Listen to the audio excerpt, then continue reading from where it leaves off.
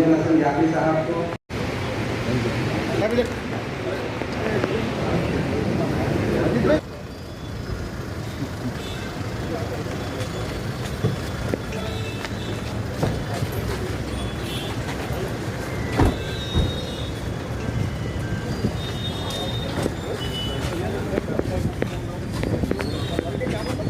అసంగా ఉంటున్నాయి. ఈ అసంగా ఉంటూ హైదరాబాద్ ఉంటూ ఆ హైదరాబాద్ ఉంటూకి अस्सलाम वालेकुम। आली जनाब मोहतरम मुकाम महमूद अली साहब, होम मिनिस्टर तेलंगाना गवर्नमेंट, मेरे बरादरम जाफरी भाई साहब, माजिद भाई साहब, आलम नारायण साहब, चेयरमैन,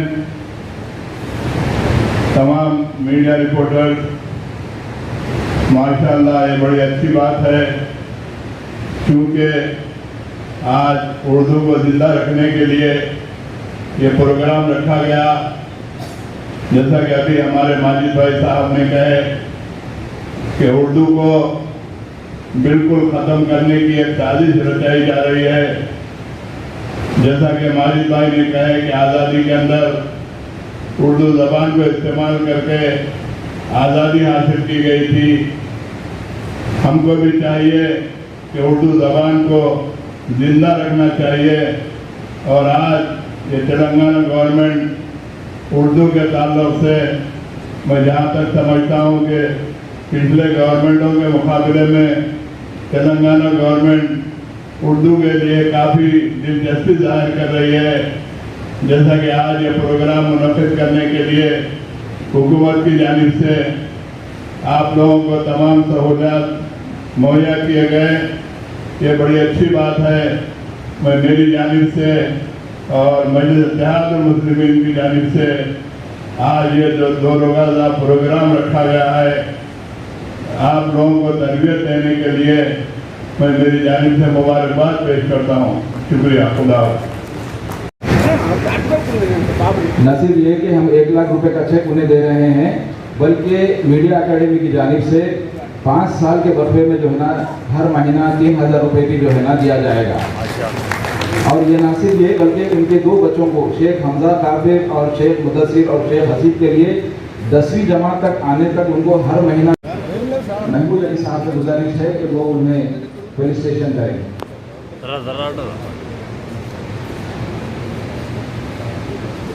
वही गुलशन साहब पहले सियासत में थे और जमात में हैं और ज़िले के उर्दू साथियों के लिए बड़ा उनका मुकाम है और सही जो है उन्होंने हासिल कर रखे हैं और काफ़ी है। मैं कहूँगा कि खालियों की वोट में उनका इस्तेमाल करें।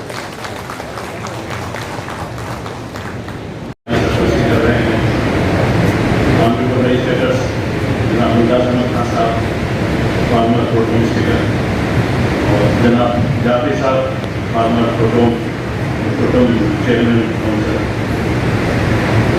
आलम नारायण साहब, राइस पर मेरे साथी जर्नलिस्ट साहब और मेरे तमाम साथियों, आप लोग तमाम को मेरा सलाम। देखिए, उर्दू ज़बान इस वक्त बड़ी मुश्किल हालात से जुड़ा है। उर्दू के नाम से कुछ लोगों को बड़ा रिजर्वेशन भी हो रहा है। उर्दू में कोई एडवर्टाइजमेंट आता है तो उसके खिलाफ विरोध शुरू हो जाता है। उर्दू ज़बान को इस मुल्क से निकालने की बात हो रही है। इन हालात में तेलंगाना की हुकूमत मीडिया अकेडमी ने सारे उर्दू वर्ल्ड को एक मैसेज दिया है कि उर्दू यहाँ की है, यहाँ की रहेगी। ये हमारा मैसेज। और उर्दू एक बड़ी तारीफ रही है। जैसा कि आलम नारायण साहब जिक्र कर रहे थे, मुल्क की आज़ादी किस ज़बान में होगी, किस ज़बान में मुल्क की आज़ादी रही गई, वो ज़बान को भूल गए। हम महाउत्सव मना रहे हैं, 75 ईयर्स ऑफ इंडिपेंडेंस मना रहे हैं, लेकिन ज़बान किधर गई हमारी? जिस जबान ने हमको आज़ादी दिलाई, ये बोलने की आज़ादी दिलाई, हमको एक कॉन्स्टिट्यूशन गवर्नमेंट दी, एक डेमोक्रेटिक गवर्नमेंट दी, लेकिन आज जबान बसमानदी का शिकार है।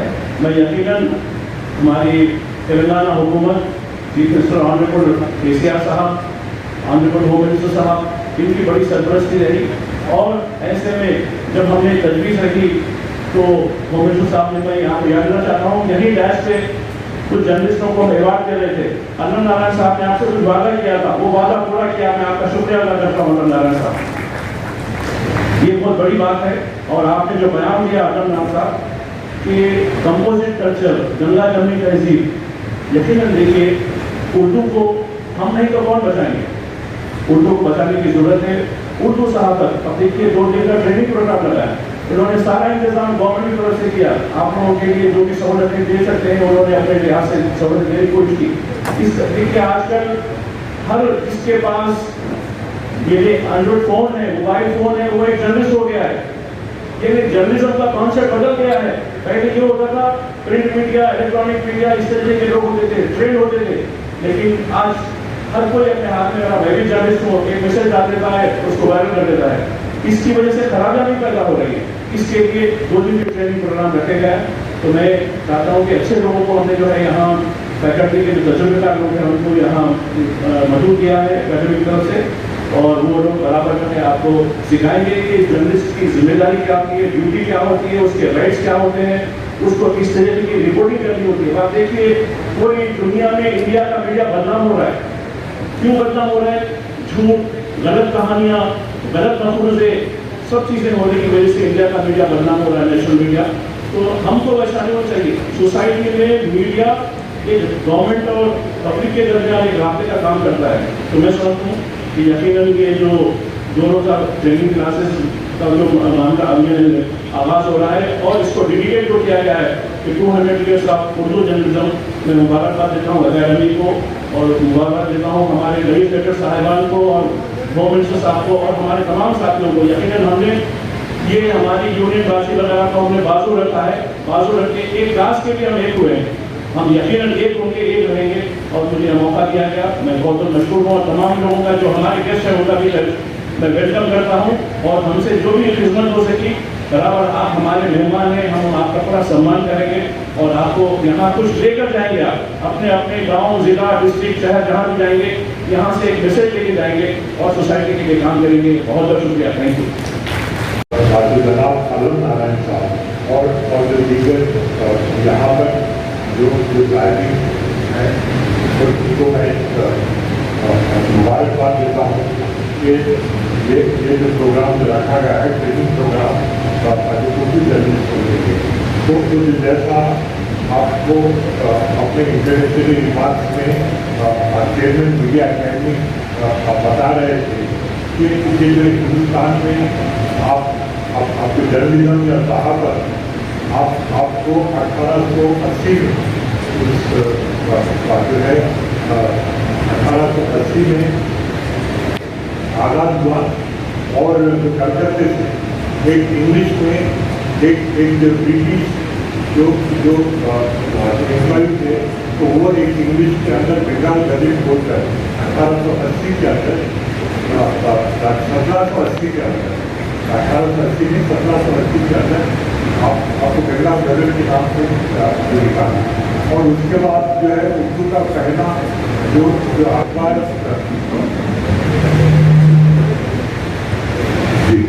तो उर्दू का पहला जो अखबार निकला वो भी कलकत्ते से आपको 1822 में निकला और उसके बाद जो हिंदी का पहला अखबार भी जो निकला आपको वो भी कलकत्ते से 1826 में निकला।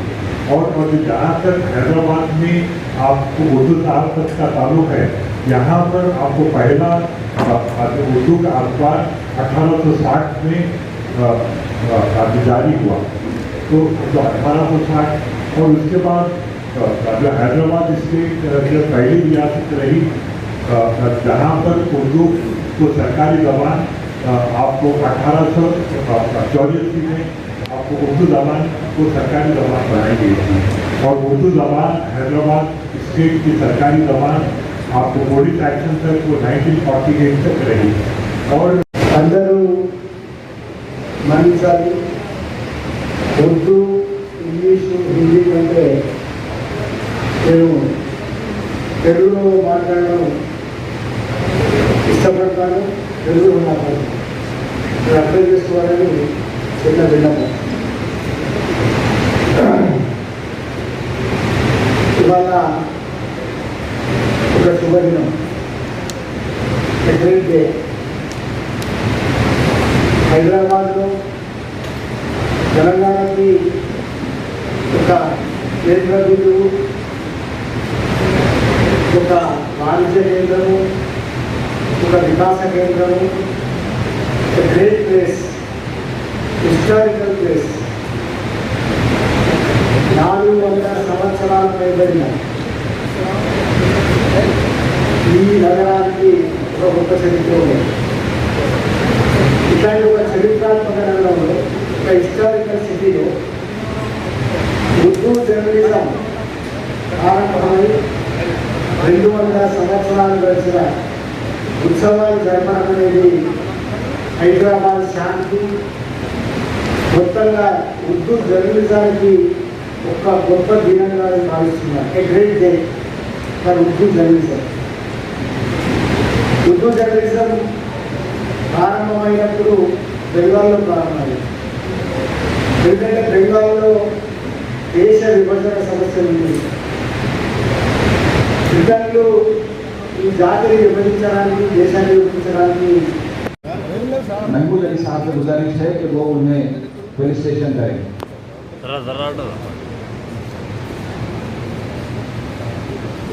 वही गोल्डन साहब पहले सियासत में थे और जमात में हैं और ज़िले के उर्दू साथियों के लिए बड़ा उनका मुकाम है और सही जो है उन्होंने हासिल कर और काफ़ी है. मैं कहूँगा कि थालियों की गूंज में उनका इस्तेमाल करें. స్ట్రగుల్లో, మొట్టమొదటి స్ట్రగుల్లో సిపాయిల తిరుగుబాటు కాలంలోనే ఈ మీడియాని భారతదేశానికి అనుకూలంగా, బ్రిటన్లకు వ్యతిరేకంగా నిలబెట్టింది ఉర్దూ మీడియా మొత్తంలో. మొట్టమొదటి దేశ స్వాతంత్ర్యం కోసం జరిగిన పోరాటంలో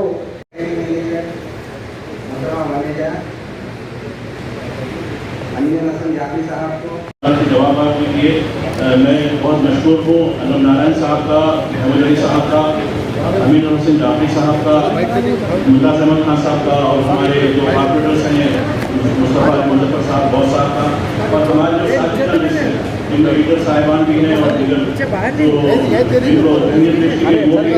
तो तमाम का मैं शुक्रिया अदा करता हूँ. और इंफॉर्मेशन डिपार्टमेंट और हुकूमत तेलंगाना की तरफ से भी ये जो प्रोग्राम रखा गया है उसका मैं शुक्रिया अदा करता हूँ. सबसे बढ़ के आप लोगों का भी शुक्रिया अदा करता हूँ कि जो आप लोग इतनी बड़ी तादाद में यहाँ शरीक है. अब आपसे रिक्वेस्ट है कि लंच के साथ यहाँ खाने का इंतजाम है, लंच कर लें. लंच करने के बाद 2 बजे से 2 क्लासेस होंगी, वो ज़रूर आप शिरकत करें. बहुत बहुत शुक्रिया sir, thank you so much. तमाम मेरे साथी हज़रात, यकीनन उर्दू ज़बान एक ऐसी ज़बान है जिसे लोग दिल से प्यार करते हैं. ये सिर्फ मुसलमानों की ज़बान नहीं है, सारी दुनिया में उर्दू ज़बान के चर्चे हैं. मैं उर्दू ज़बान के सिलसिले में एक शेर कहना चाहता हूँ.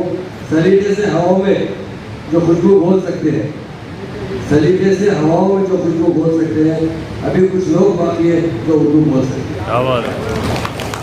वो करे बात तो हर लफ्ज़ में खुशबू आए, वो करे बात तो हर लफ्ज़ में खुशबू आए. ऐसी बोली वही बोले जिससे उर्दू आए. अभी जब अल्लाह नारायण साहब से मेरी बात हो रही थी, उन्होंने कहा उर्दू ज़बान एक ऐसी तहजीबी ज़बान है जिसे लोग अच्छी तरह से, जो लोग वाकिफ है उसका लुत्फ़ ले सकते हैं. इसके लिए हमारे ऑनरेबल चीफ मिनिस्टर के चंद्रशेखर राव साहब जब भी काउंसिल में आते हैं, अमीर कादरी साहब से, और जब असम्बली में आते हैं तो अकबर साहब से, मुमताज़ भाई से बहुत अच्छी उर्दू में बात करते हैं और उर्दू में अच्छे अच्छे अशार भी कहते हैं. तो उर्दू ज़बान एक ऐसी ज़बान है जिसे कभी ख़त्म नहीं कर सकते, बल्कि हम लोग उसे कायम रखने के लिए जद्दोजहद करना ज़रूरी है. हमारे उर्दू साथी बड़ी मशक्क़त करते हैं, मुझे मालूम है, और उर्दू को संभाल कर रखते हैं. और उर्दू में जो अखबार निकलते हैं, हिंदुस्तान में सबसे पहले जो अखबार निकला, अभी अमीर जाफरी साहब ने आपसे कहा कि 1822 में जान जहान हुआ ये पहला पेपर निकला था जो 1922 में। उसके बाद ऊद अखबार, ऊद फैज अखबार, दिल्ली उर्दू अखबार, तहजीब-उल-हक, जमींदार, अल-हलाल, ये मौलाना अबुल कलाम आज़ाद साहब ने अल-हलाल बहुत कम उम्र में, जब वो 10 साल 12 साल के थे, उन्होंने अखबार निकाला था। हिंदुस्तान की आज़ादी के लिए बहुत जद्दोजहद करने वालों में मुसलमान सबसे आगे रहे और हमारे उलमा भी बहुत आगे रहे। आप जान सकते हैं आज़ादी छुपकर नहीं मिली, उर्दू के जो भी नारे निकले आज़ादी हासिल करने के लिए उर्दू में निकले। और खासतौर से हमारा तेलंगाना स्टेट जो बनी, हमारे सीएम साहब एक बार एक रास्ते से जा रहे थे जहाँ एक बड़ी मस्जिद थी, मगरिब का टाइम था, लोग बाहर निकले, हमारे सीएम साहब ने गाड़ी रोककर सबसे बात की, तो लोगों ने एक आखिरी नारा दिया था, केसीआर साहब और एक धक्का तेलंगाना पक्का। केसीआर साहब वो नारे को कई बार दोहराते थे कि हमारे मुस्लिम भाइयों ने मुझे एक नारा दिया और एक धक्का तेलंगाना पक्का, और तेलंगाना उसके पास बन गया। इसके लिए हमेशा उर्दू जबान ऐसी सीधी जबान है जिसे बोलने पर, बात करने पर बड़ा लुत्फ आता है, और उर्दू जबान इंशाल्लाह कभी खत्म नहीं होगी। मगर हमारे लोग अपने बच्चों को जरूर अंग्रेजी मीडियम में पढ़ाए, पर साथ ही साथ उर्दू पढ़ाना जरूरी है। क्योंकि मैं देखा हूँ आज से 25-30 साल पहले, 40 साल पहले तक हमारे लोगों के मदद स्कूल नहीं थे। स्कूल जितने थे क्रिश्चियन मिशनरी के स्कूल थे, चाहे मिथुला हो, आंसर हो, मेथडिस्ट हो, वहाँ पर उर्दू नहीं पढ़ाया जाता था, घर में बच्चों को पढ़ाना पड़ता था। पर आज हमारे कई स्कूल खुल चुके हैं जहाँ उर्दू के साथ अरबी की तालीम दी जाती है। हम ऐसे स्कूल में अपने बच्चों को दाखिला दिलाए जहाँ अपनी मादरी जबान भी वहाँ सिखाई जाती है, तो ये बेहतर रहेगा। क्योंकि अलग से उस्ताद को रखना बहुत मुश्किल होता है, अरबी का एक उस्ताद रखना पड़ता, उर्दू के लिए उस्ताद रखना पड़ता है, जितने सिलेबस आते हैं उनके लिए अलग अलग उस्ताद रखना पड़ता है। उसके लिए हम कोशिश करें जिस स्कूल में उर्दू पढ़ाई जाती है उसी स्कूल में हमें बच्चों को इंग्लिश मीडियम में दाखिला दिलाएं ताकि हमारी उर्दू जबान की हिफाजत कर सके।